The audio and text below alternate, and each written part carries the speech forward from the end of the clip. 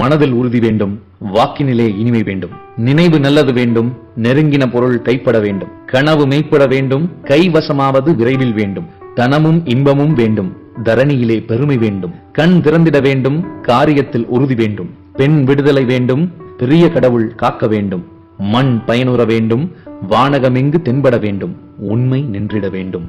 அனைவருக்கும் வணக்கம். நான் உங்கள் அருண். ஆரம்பிக்கும் போதே அற்புதமா ஆரம்பிச்சாச்சு பாரதியாருடைய கவிதைகளோடு. இந்த கவிதையில இருக்கிற ஒவ்வொரு வரியுமே இந்திய தேசத்து மக்களுக்கு ரொம்பவே ஒரு பொருத்தமான வரிகள். சுதந்திரம் அடைவதற்கு 26 ஆண்டுகளுக்கு முன்னே இறந்த எட்டயபுரத்து எரிமலை கவிஞன் தான் பாரதி. பாரதியை பொறுத்தவரை நாம் சுதந்திரம் அடைவதற்கு முன்பே அடைந்து விட்டோம் என்று கூறி ஆடுவோமே பள்ளு பாடுவோமே ஆனந்த சுதந்திரம் அடைந்து விட்டோமே அப்படின்னு பாடி வச்சுட்டு போறாரு.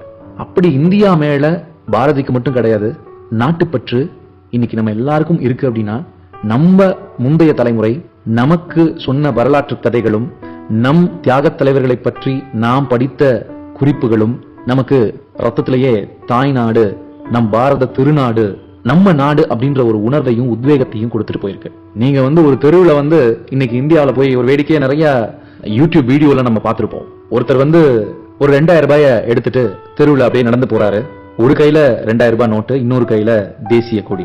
அதாவது பிச்சைக்காரர்கள்ல இருந்து வெகுஜன மக்கள் வரை எல்லார்கிட்டையுமே என்ன பண்றாரு, அந்த வீடியோல ஒரு கையில 2000 ரூபாய் வச்சுட்டு இன்னொரு கையில இருக்கிற அந்த கொடியை நீங்க கிழிச்சீங்கன்னா, அதாவது நம்ம நாட்டு தேசிய கொடியை கிழிச்சீங்க, இந்தாங்க 2000 ரூபாய் அப்படின்னு சொல்லி கொடுக்குறேன் அப்படின்னு சொல்றாரு. அவரு ஆரம்பிக்கிற அந்த வீடியோல இருந்து முடிவு வரைக்கும் யாருமே இந்த காசுக்கு ஆசைப்பட்டு என்னுடைய புண்ணிய பூமி, என்னுடைய பாரத திருநாட்டுடைய தேசிய கொடியை கிழிக்க மாட்டோம், புத்தி இல்லாதவங்க கூட அதை செய்ய மாட்டான் அப்படின்னு அந்த வீடியோல ஒவ்வொருத்தரும் சொல்றப்போ நம்ம நாட்டு மேல இருக்கக்கூடிய இந்த பாசம் எத்தகையது அப்படின்னு எல்லாருக்குமே புரிய வரும்.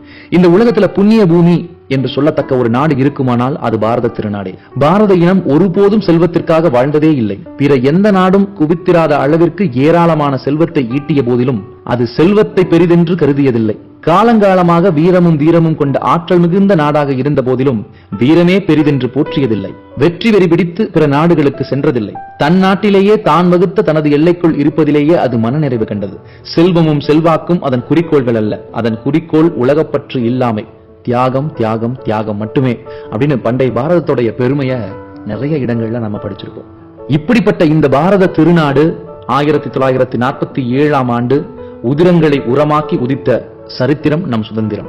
30 மாநிலங்கள், 7 யூனியன் பிரதேசங்கள், 7 முக்கிய நதிகள், 3 பாலைவனங்கள், 3 பெருங்கடல்கள், 1618 மொழிகள், 29 முக்கிய விழா பண்டிகைகள், 6 மதங்கள், ஒரு நாடு. நான் இந்தியன் என்பதில் பெருமை அடைகிறேன். வந்தே மாதரம் என இன்னைக்கு நாம பேச போற இந்த தலைப்பு இந்தியாவிலிருந்து பாகிஸ்தான் பிரிந்த கதை. இந்தியா பாகிஸ்தான் பிரிந்த கதை மட்டுமல்ல, இந்தியா பாகிஸ்தான் இடையே நடந்த மிகப்பெரிய போர் 1971ஆம் ஆண்டு நடந்த அந்த போரை பற்றி நிறைய தெரிந்து கொள்ள போகிறோம்.